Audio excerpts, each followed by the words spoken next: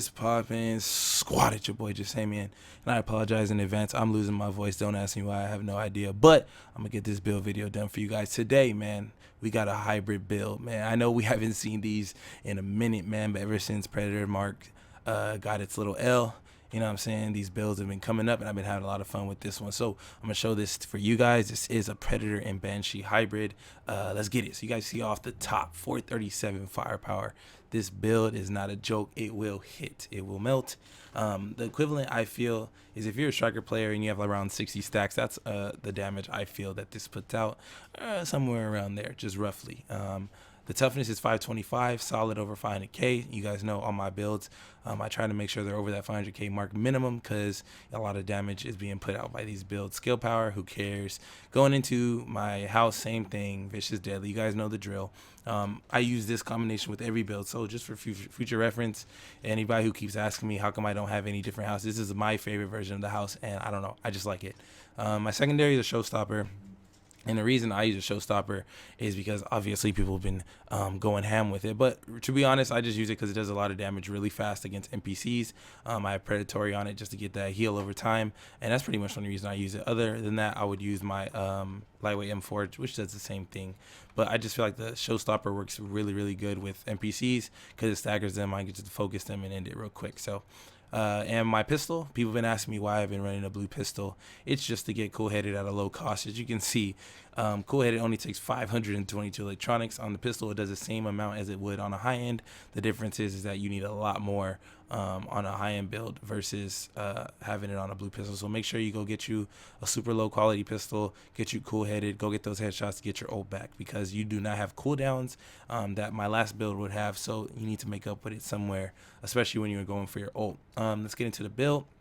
It's Banshee chest piece, health armor, and mini armor damage. I know it's not optimized, so you guys, obviously the people who have optimized versions of Banshee and Predator, your build will look a lot better than mine.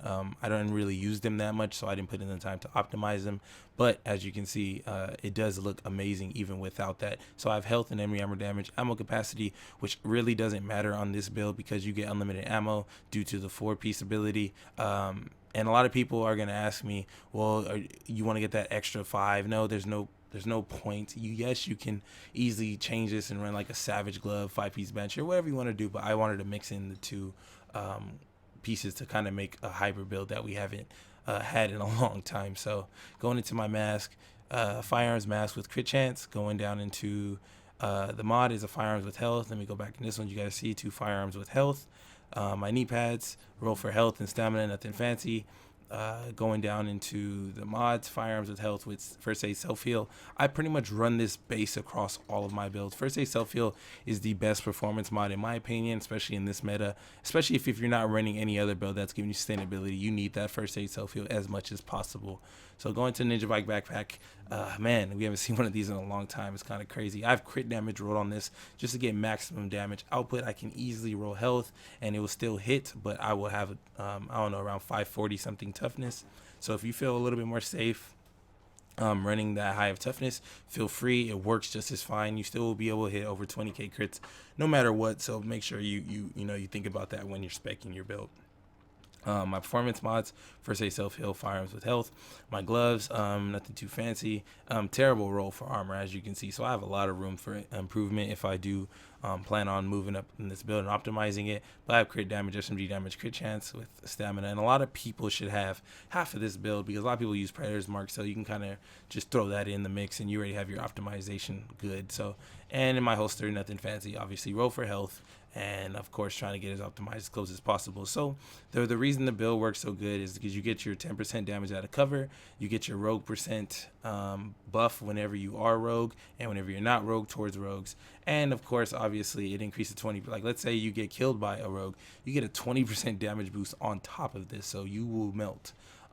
Yes, the 6-piece is amazing when you're going into level 5, but I just think this is enough if you're a rogue hunter, only because that 20% on top of the 6500 firearms with the base damage that this house has, which 22.1k, is way more than enough than you need to mill anybody. I don't care what builds you're running, it shreds. So if you're planning on having a build that actually puts out damage that doesn't need anything like gathering stacks or having to rely on a pulse or booster shot, this is kind of your forte. This is constant damage no matter what. I don't care what the situation is. You don't need booster, you don't need pulse, you don't need teammate support. This build will hit the same amount of damage at a high rate no matter what. So that's what I really like about this build.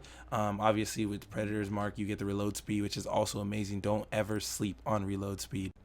Reload speed can make or break any situation, I promise you. So that's pretty much it, you guys, for the general build. It is a Ninjabike based build. You can definitely switch one more Predator's piece and take away a Banshee piece if you prefer the bleed. I wouldn't necessarily, only because the bleed isn't as effective unless you like the ability of stopping people when you're chasing them. But the whole purpose of the build is to do damage. For me, if you want to make it more utility based, you can easily add a Predator's Mark. So let me go to my base stats real quick just to get it over with.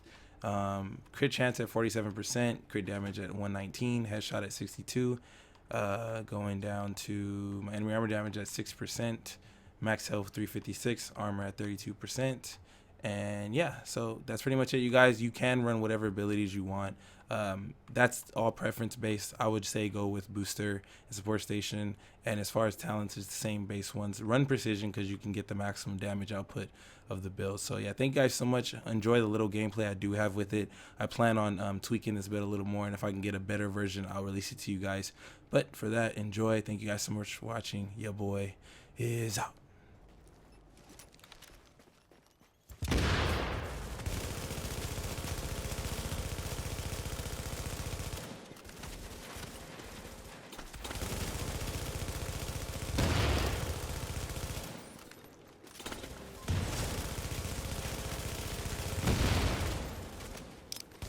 That's right. You hit blood.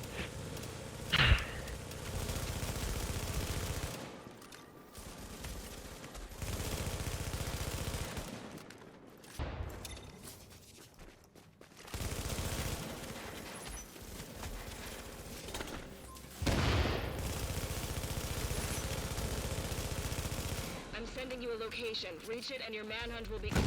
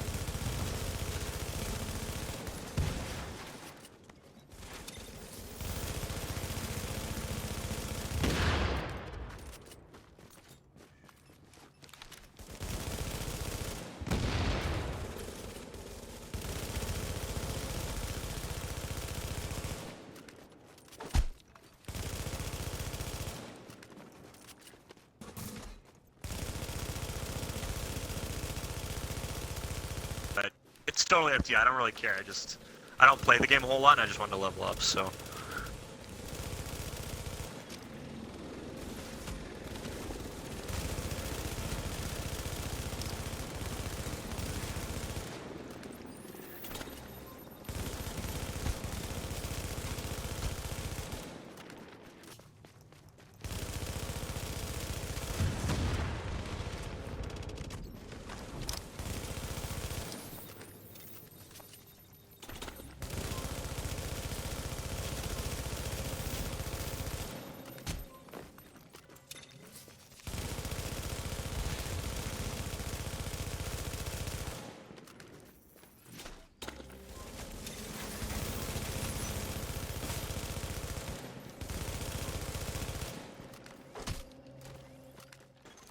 Supply drop successfully claimed.